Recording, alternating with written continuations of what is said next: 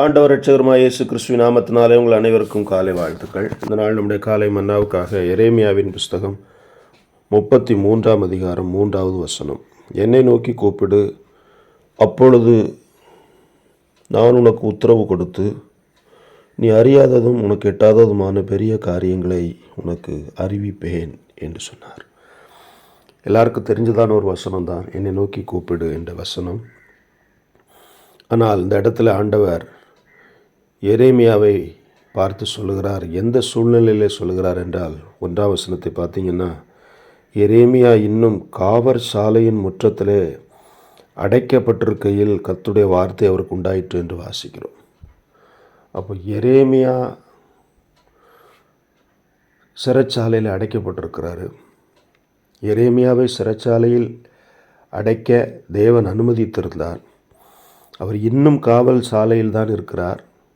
அங்கே கர்த்தருடைய வார்த்தை அவருக்கு உண்டாகி சொல்லுகிறது, என்னை நோக்கி கூப்பிடு, நான் உனக்கு உத்தரவு கொடுத்து நீ அறியாததும் எட்டாததுமான பெரிய காரியங்களை செய்வேன். அப்போ நம்முடைய வாழ்க்கையில் நாம் அடைக்கப்பட்ட ஒரு நிலையில் இருந்தாலும் கூட, நெருக்கப்படுகிற ஒரு தருணத்தில் இருந்தாலும் கூட, கர்த்தர் நமக்கு சொல்லித் தருகிறார், இந்த நேரத்தில் நீ என்னை நோக்கி கூப்பிடு, நீ சோர்ந்து போகாத, இப்பொழுது நீ என்னை நோக்கி கூப்பிட்டு பாரு, நீ நினையாத பெரிய பெரிய காரியங்களெல்லாம் நான் உனக்கு செய்வேன் என்று ஆண்டவர் நமக்கு சொல்லுகிறார்.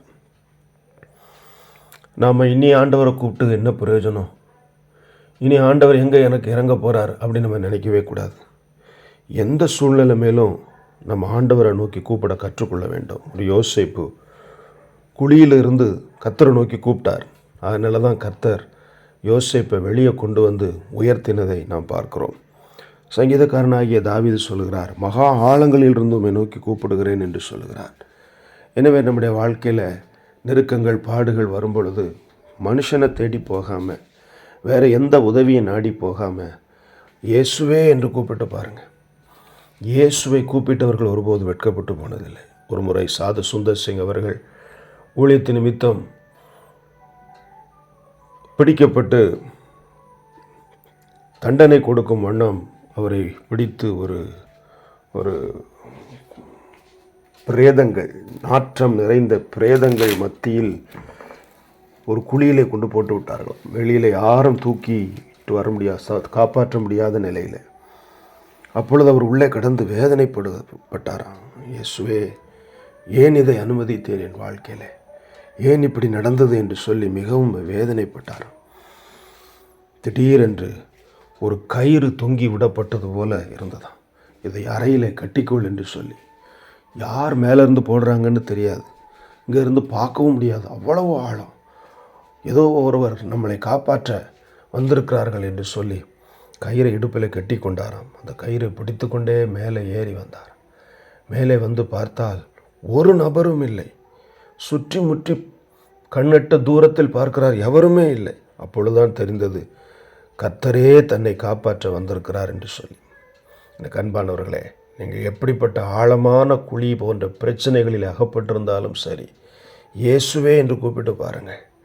அன்றைக்கு தாவீதின் குமாரனே எனக்கு இறங்கும் என்று அந்த குருடன் கூப்பிட்ட பொழுது இயேசு அவனுடைய வாழ்க்கையின் இருளையே வெளிச்சமாக மாற்றிவிட்டார். அதுபோல் இயேசுவை கூப்பிடுங்கள். நீங்கள் நினைப்பதற்கும் வேண்டுவதற்கும் மேலான பெரிய காரியங்களை செய்து உங்களை அவர் நிச்சயமாக ஆசீர்வதிப்பார். ஜெபிப்போமா? பரிசுத்தமுள்ள நல்ல ஆண்டவரே, இந்த கால வேளைக்காய் ஸ்தோத்திரம். உம்மை நோக்கி கூப்பிடுகிறோம். நீங்கள் தான் சொல்லியிருக்கிறீங்க கூப்பிடுன்னு சொல்லி. எனவே கூப்பிடுகிறோம். இறங்கும். இந்த நெருக்கத்தில், இந்த கஷ்டத்தில், இந்த இக்கட்டு காலத்தில் எங்களுக்கு நீங்கள் தான் உதவி செய்யணும். எங்களுக்கு இறங்கி அற்புதம் செய்யுங்க. கூப்பிடுகிற ஒவ்வொருவரும் ஆண்டவரே பலவிதமான சூழ்நிலை மேலே இருக்கிறாங்க. இந்த இரக்கத்தின் கரத்தை அவர்களுக்கு நீட்டுங்க, ஆசீர்வதிங்க. இயேசுவின் நாமத்தில் வேண்டுகிறோம் நல்ல பிதாவே, ஆமென். God bless you. Have a blessed day.